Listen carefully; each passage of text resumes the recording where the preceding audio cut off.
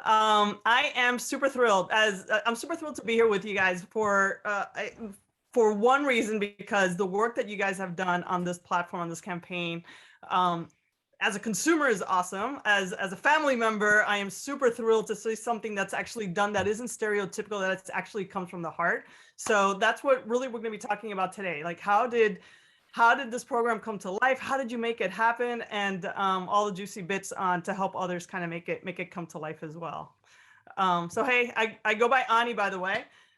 So feel free to holler for anyone that's out there listening and playing. Know that you can do Q&As at any time. I'll probably take some time at the back end of this to do some Q&As as well.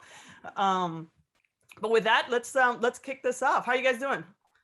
Great. Happy to be here. Good. Yeah. Thanks for having us. And nice to meet you in person, Ani. Oh, thank you. All right. So Care with Pride. Tell me, all right, first of all, how did this initiative even begin? So before it all got started and became something amazing, I thought I'd sort of let, Kopper, Reed sort of give us a little bit of a heads up. Like, how did this begin? How did you manage to even get the wheels on this bus? Yeah, sure. I can take that one. I've been involved with the initiative since 2012. It began in 2011 with a vision. So here we are 10 years later. And that vision was from one of our founders, Scott Crichton, who was a VP of marketing at Johnson & Johnson at the time. And he saw a short film called Trevor about a LGBTQ plus boy who was being bullied by family and friends at school, and recognized that bullying at the time, back in 2011, was a real issue and making a lot of headlines in the press. And he was so moved by that film, and that he thought that Johnson & Johnson and our brands could be doing more to address that issue. And knowing that our brands have these shared values and support of the community, he thought they could really make a bigger impact as a collective under an umbrella program. So that is how he started Care with Pride in year one. And we had a partnership with PFLAG and started creating safe action school kits to prevent anti-bullying and education around anti-bullying in schools. And here we are today, 10 years later, still with the same purpose, championing love, equality, and care for all people within the LGBTQ community. The program is volunteer-led, which it was at that time too, which I think is a really, really important piece of our program that distinguishes it from other programs out there. It involves over 12 of our brands, cross-sector brands, over 2,000 members of our Open and Out employee resource group are engaged by this initiative, and 14 retail partners. So it's grown a lot since day one, but that essentially is what brought us here, Scott's vision and the movement to do more. I love that it started with content, right? So I think at its core, that's so powerful. We talk about and we'll talk a little bit. A lot of what your platform is really about building content and spreading that word. So the fact that it was born from content is super powerful, I think, as well. For all those content creators, what you do actually does matter. We're gonna tee up to ground everyone a little bit on the amazing work that you guys have done. There's going to be a little bit of a video. So Matt, you get this awesome brief. That is, how do you bring this to life this year? Tell us a little bit as we tee up the video. Tell us a little bit about like what was it when it came over to your hands. Sure. And, something I think that's really interesting and important to note as well is this was by no means J&J Consumer Health's first toe in the water when it came to LGBTQ. J&J had actually been supporting and engaging with LGBTQ consumers since 2001, for a full decade before Care with Pride even came into being. And as a matter of fact, it was Tylenol PM that was the first ever consumer good product that ever marketed to queer individuals. So that's just one of a number of firsts that J&J has had over the years. So we were really, and Target 10 had been working on all of that for that full decade in advance as well. So we were like pretty well teed up and prepared to engage with Care with Pride. And like Reed said, we had a number of sort of these vision meetings with Scott. And, luckily Scott was a senior person at J&J, so we had some pull and could access some purse strings. And through a lot of collaboration, we were able to make this thing happen. But it was very much like holding hands and jumping in together, not knowing exactly how it would turn out. It was a little like, it's a little cliche, but the whole building the airplane while it's flying. But it was a fantastic first year, and it only really evolved since then. So what this video is it's a couple minutes. It's a really nice highlight that overarchingly shows what the program has become in its 10th decade, its 10th year rather. Hey y'all, I just received Johnson & Johnson's Care with Pride package, and look at all of these amazing goodies. Like there's a garden grow kit and like makeup wipes, which I need, and also like a little tambourine. Care with Pride is our J&J credo-based initiative with a mission to support love, equality, and care for the LGBTQ+ community. With the global pandemic disrupting the in-person Pride celebrations we know and love, we've taken a step back to reimagine what it means to celebrate Pride Month, as the essence of Pride is still very much alive and well. At a high level, Care with Pride can be broken into 3 pillars: communication, activation, and advocacy. Our brands partner with positive, influential voices representing marginalized communities to share awareness and support around key issues facing the LGBTQIA community.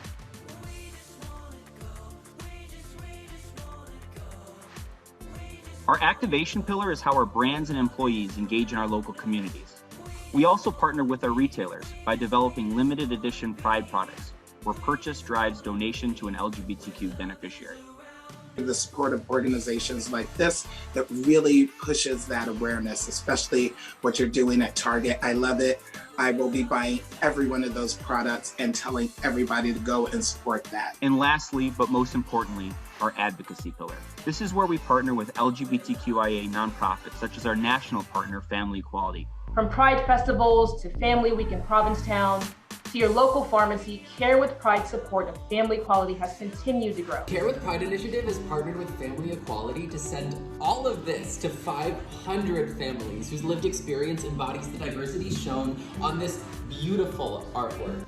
That gesture from Care with Pride reminded those families that even though we could not be together, we could still celebrate the joy we find in our community at Family Week at our home. Since its inception, Care with Pride has actually donated over $1 million to LGBTQA nonprofits. Thank you to Johnson & Johnson for all you do for our community. They are truly walking the walk. I thank everybody across the country, around the world, for your help and effort in making this program still vital, so relevant, and growing as the times have changed.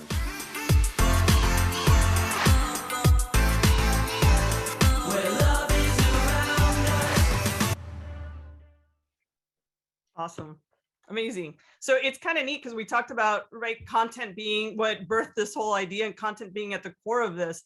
So Matt, tell me a little bit about, so Care with Pride, the role of creators, influencers seems to be, I mean, obviously the brands are at the core and at the heart, but really this is what brought them to life. How did you find these people? What role did they play in bringing this idea to life truly? Yeah, so content, like you mentioned, is a huge part of our communications pillar. And the way that Care with Pride works, if you kind of think of it, Care with Pride is sort of the umbrella initiative, but it's supported and comprised of the participating brands. And so what we do is we'll identify an influencer per brand. So we'll look for an influencer who both ladders into particular brand values, consumer targets, et cetera, but also overarchingly lives into the vision and the spirit of Care with Pride at a macro level. And something that we take great care to do is identify and work with, partner with influencers, creators who we like to say, go beyond the usual suspect. You know, there's sort of a crop of influencers who are awesome that you just kind of see over and over again because they're sort of that top tier establishment influencer group. And listen, sometimes you need to reach millions of people kind of in a snap. And folks like that are awesome for that kind of celebrity types. But we really want to go a little bit deeper and reach out to and engage with activists and folks who are interested in education and advocacy, and also those who might make use of some of the participating brands in a way that's a little different from what you might expect. So one example is for Band-Aid, which is a participating brand. You might expect, oh, that'll probably be like a mom influencer or something along those lines. we actually decided to work with an interior designer named Shavonda Gardner, who's a queer woman of color. Because if you think about it, you're doing a lot of interior design work, you're inevitably going to have a cut or a boo-boo at some point. And so to kind of combine a number of these facets of people's identities and personalities, and finding individuals who have really high engagement, which is something that we're really proud of over the years. Our influencer content, I think because of these reasons, because of how we work with folks who we're selecting, our engagement rates tend to be 3-4 times industry standards, industry benchmarks rather. And the last thing I'll mention is we give our creators a lot of freedom to talk about and share through the lens of Care with Pride in ways that coincide with their personal interests and passions. And Kopper can probably speak to this more as well, but we're not handing talking points or scripts or things like that to these folks and saying, regurgitate this in your own personal way. We're really saying, like, here's maybe an overarching theme of where we're looking to play, but you tell me, how do you want to bring this to life? Or is there a nonprofit organization you're passionate about that you'd like to signal boost? We're all in for that. We'll donate to them and then have you talk about it. There's a lot to play with there, and we love to offer that freedom.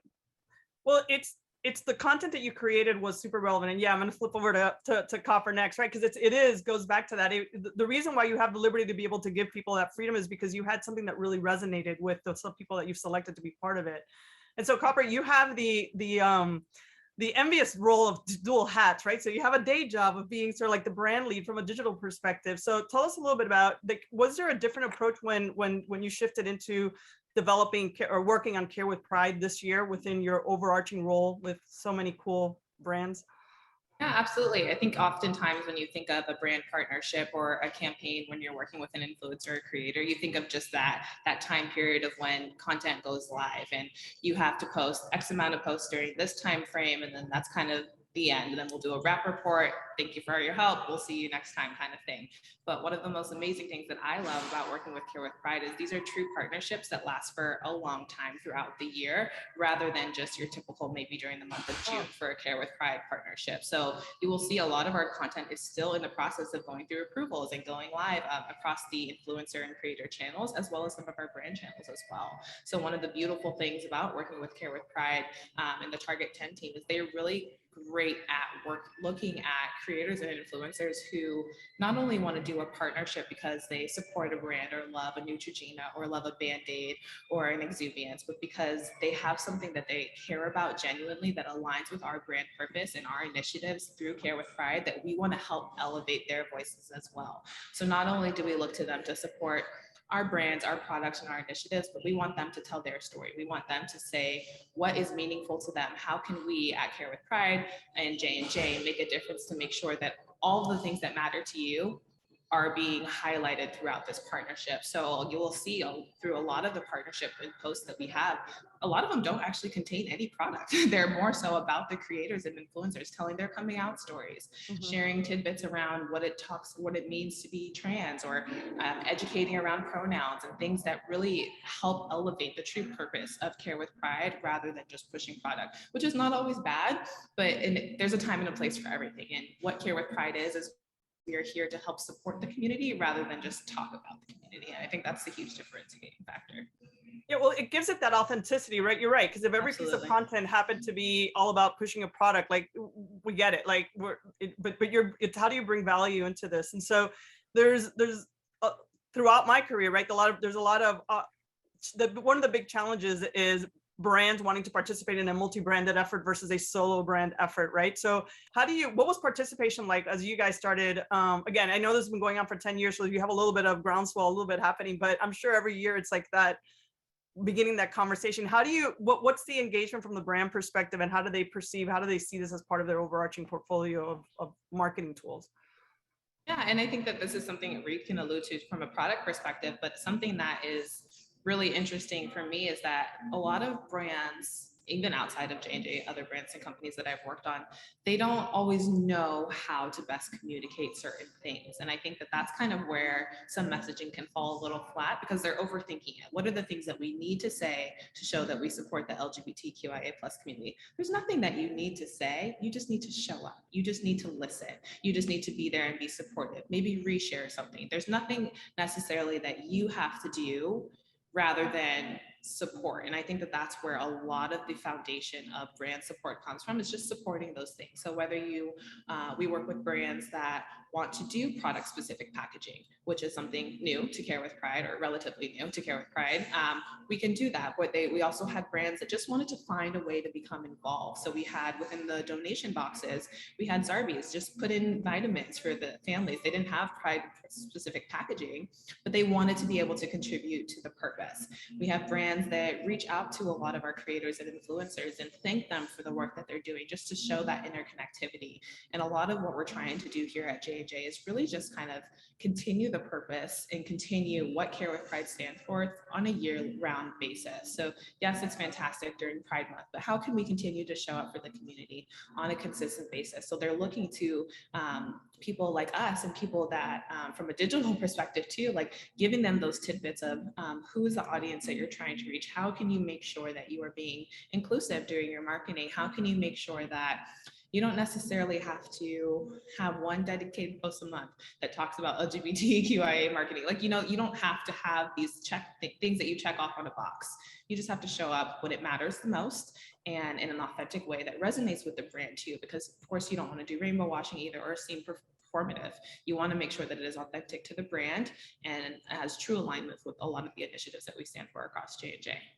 Yeah, and I didn't know, Reed, if you wanted to mention the product thing, because I think that that's a really fascinating story too. Yeah, no, I can add to that. I mean, what's behind brands, right? It's people like you and me that is fueling the strategy, that is fueling the identity of the brand. And I'm very pleased to work for a company like Johnson & Johnson that attracts good people, that attracts people that are wanting to make the world a better place for tomorrow. And I think we see those qualities in our brands, in the content they share externally, but even from when we were developing our Pride products, which didn't come to existence until 2019. And I think that there's a common misconception that Care with Pride sometimes is all about the products. It's not. It's a program that has existed well before that, and people see those products and they can relate to them, and so they talk about them. But those didn't come along until many years after. And even in developing those products, we worked with each of the brands and our Open and Out employee resource group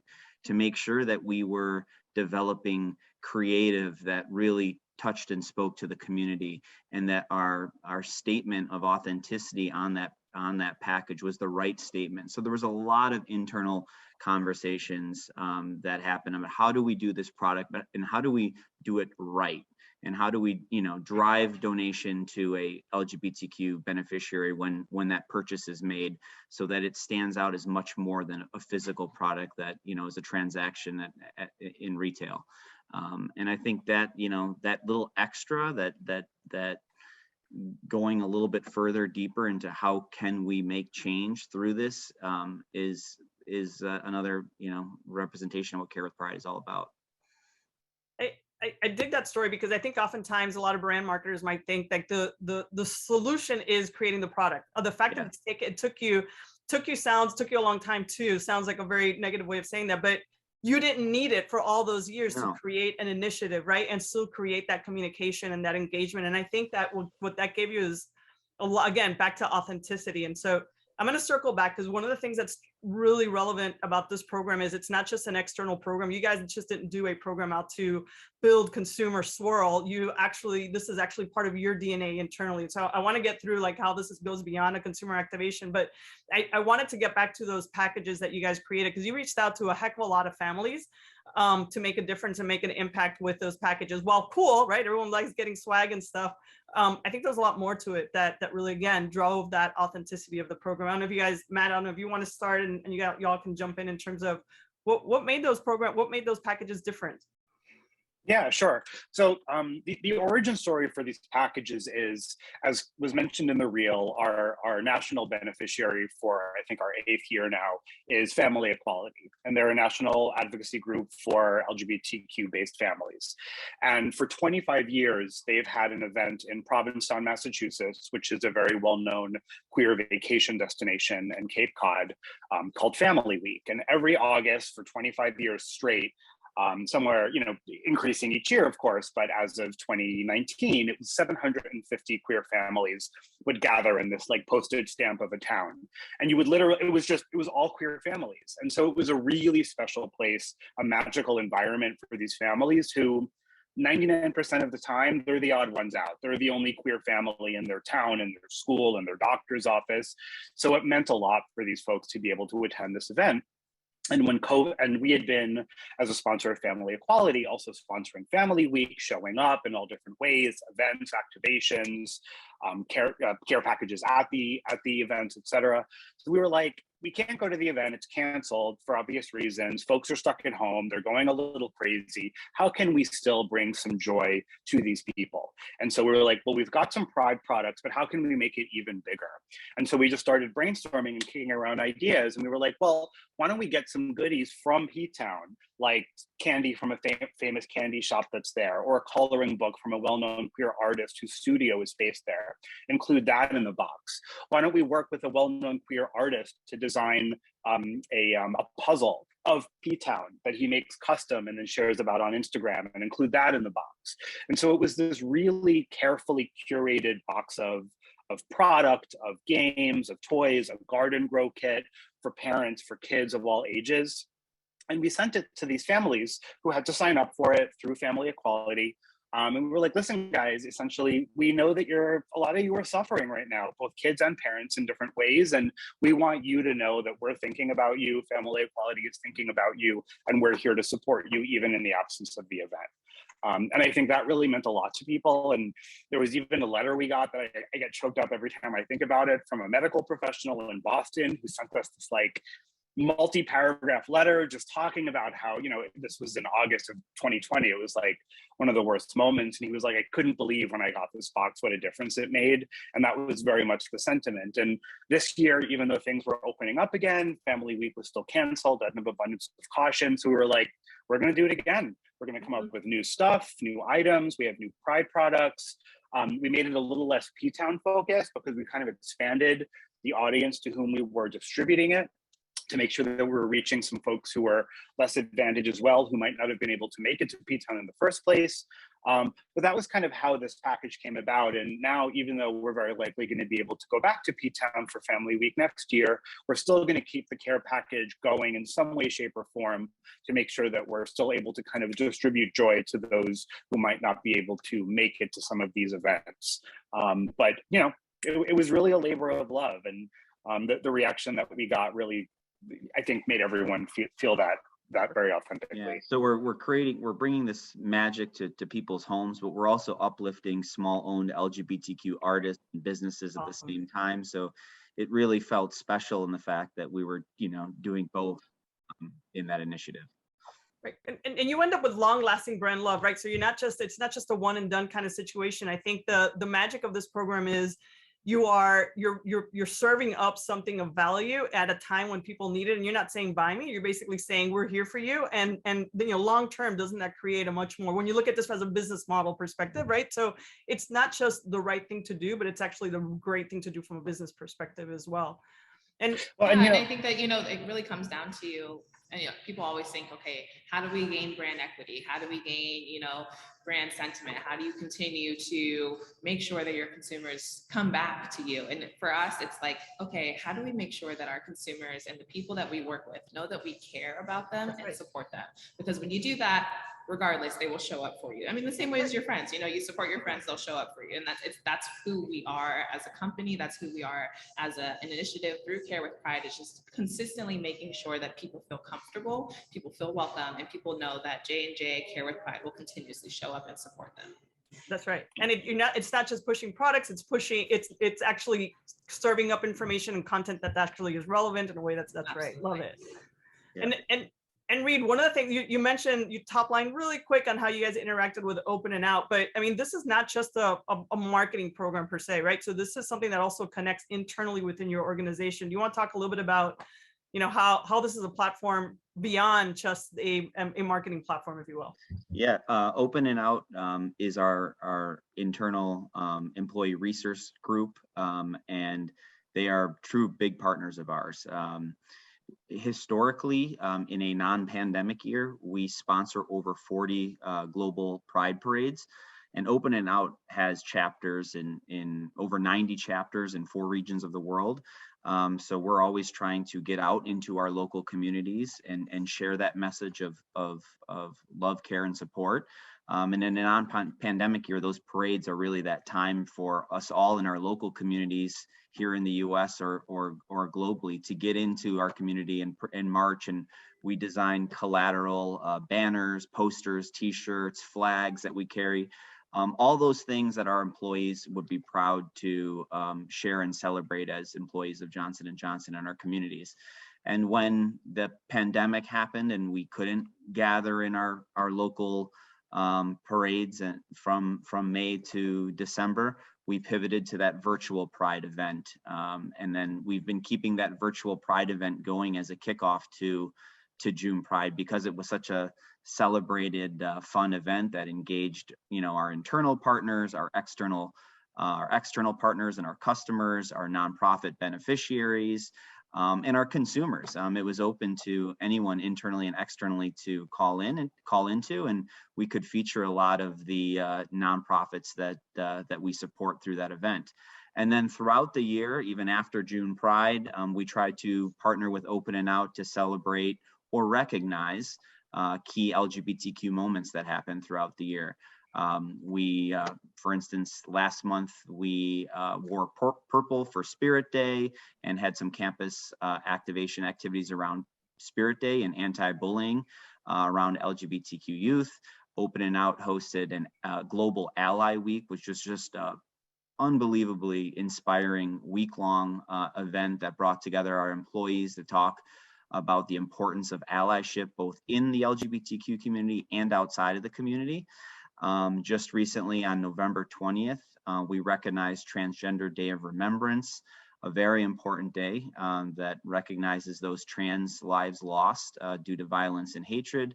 Our campuses raised the trans flag. Our brand shared content and the trans flag socially. So we wanted to make sure that we are reflecting what we're doing at our campuses, also externally in our communities and through to our consumers.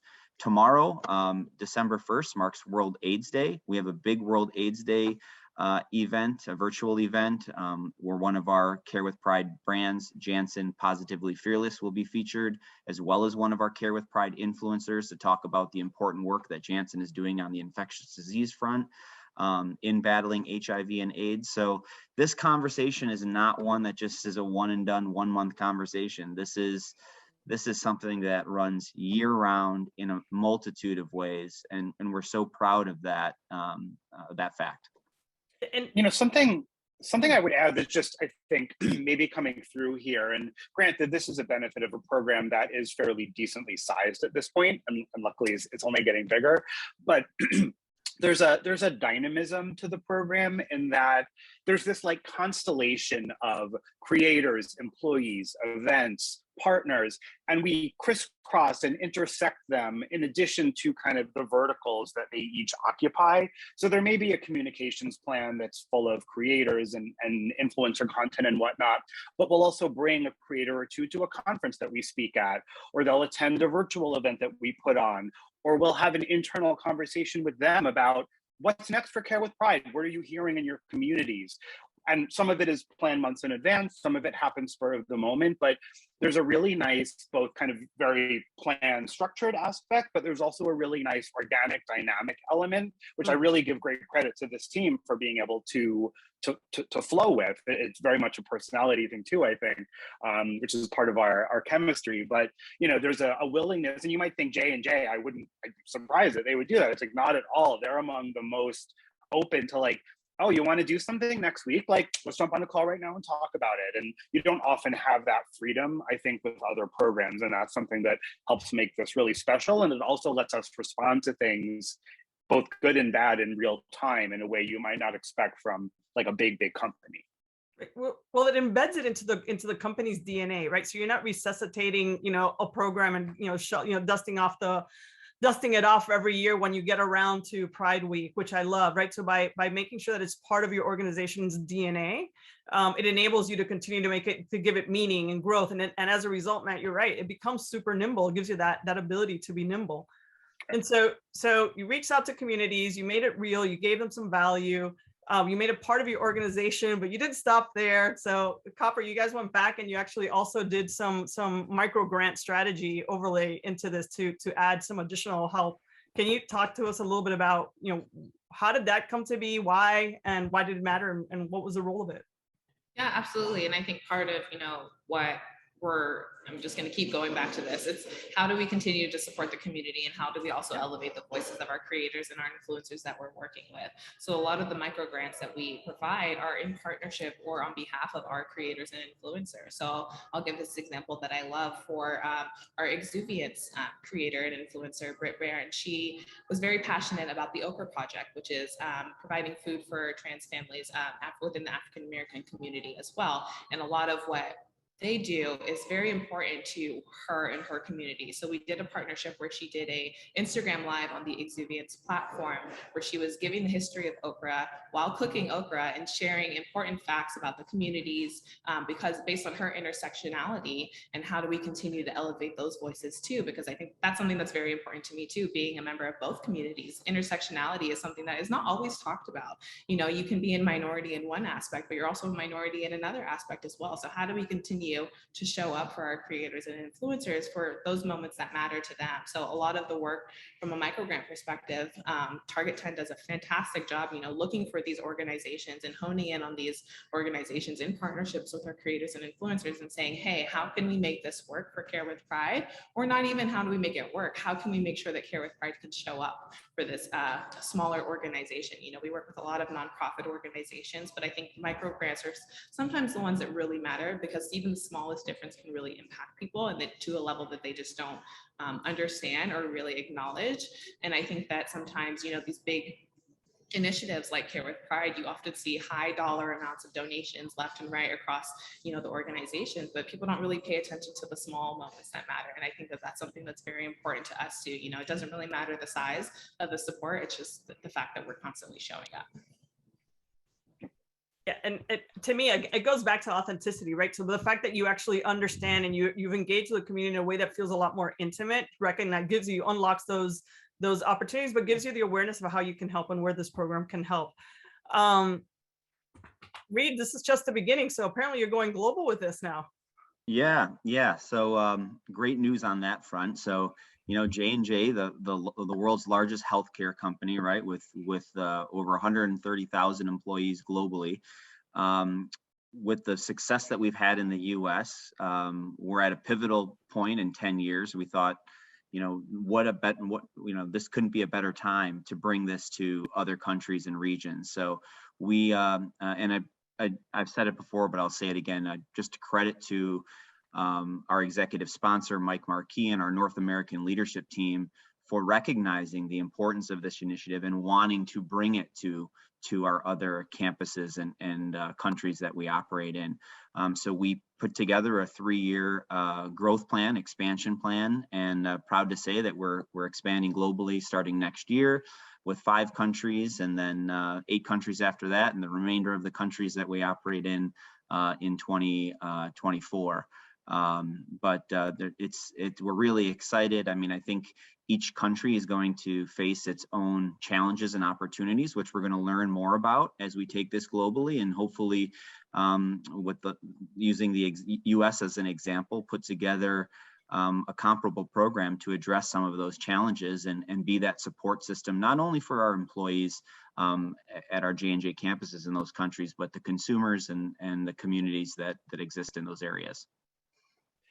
Something to kind of bring it full circle a little bit, what I'm really excited about for this global expansion, I mentioned at the very beginning that, way before Care with Pride even started, Tylenol PM which is a J&J brand, was one of the first to do OTC marketing to the community. And an anecdote that's always stuck with me that my boss who runs Target 10, Matthew Manello, shared with me before I joined the agency. It was like 2004, and Tylenol PM had just put out its first gay marketing. And the brand manager who had approved all of this had a visitor to his office, and it was someone, he works at the Fort Washington office, which also had a facility kind of right next to the offices. And a plant worker actually came in and came to his office and said, I saw the work that you did. I'm gay, I'm not necessarily out at work, but I can't tell you, this almost 20 years ago, how much it means to me that the company that I work for put this out. And I think especially, in J&J, we're not going to shy away from areas or regions that may not be the friendliest to LGBTQ people. So not that things are perfect here in the US by any means, but it's a heck of a lot better than a lot of other places. And I think to bring something like Care with Pride to regions, to J&J employees, to those communities where things maybe are not as good as they are here, will really have an impact and can, we'll start to have even more of a ripple effect in addition to the work that's being done on the ground. It's going to be fascinating to see how the different markets, what is it that resonates and what is that's relevant, and what are the topics that are going to be, that are going to pop, that are going to be unique to those individual markets across the globe. That's so cool. I'm cognizant that we have only 3 minutes left. I was gonna say 7 minutes. Wow. We have 3 minutes before I get kicked off, but we have a question, and then I do have an answer, an added question too. But so Scott shot us a note saying that we indicated that Care with Pride had evolved over time. What changes do you anticipate over the next 2+ years, and how will it continue to be vital and relevant to the LGBTQ+ community? Yeah, So, well, I think part of the magic of this program is that we evaluate every year what the next year is going to look like. And the program has evolved. When I say evolved, it started with brands offering coupons and coupon books and us handing those coupon books out in our respective pride parades that happen from May to December. Then we pivoted into, as social media became more prominent with Facebook, a social first campaign by running brand sponsored ads on Facebook, to now, our influencer strategy and partnering with uplifting voices about causes that they care about. So, I think one, global expansion, obviously we're working on that, starting those conversations now in Canada, UK, Germany, Brazil, and Japan for next year. And so that's going to be a big piece of our planning program. Also looking at how we can amplify what we're doing with some paid media, and how we bring, our more nonprofits in those countries to the forefront. Obviously, there's nonprofits here based in the US, but those don't extend across some of the borders. So getting a better understanding of what nonprofits exist in the regions that we're expanding to, and how we can build up those and drive awareness and support for those nonprofits as we bring this program to life. So a lot of exciting things over the next 2 years, but all headed in the right direction to make Care with Pride a more global program with a larger impact. Perfect, right on the money. It has been, I get that, I was like, perfect timing.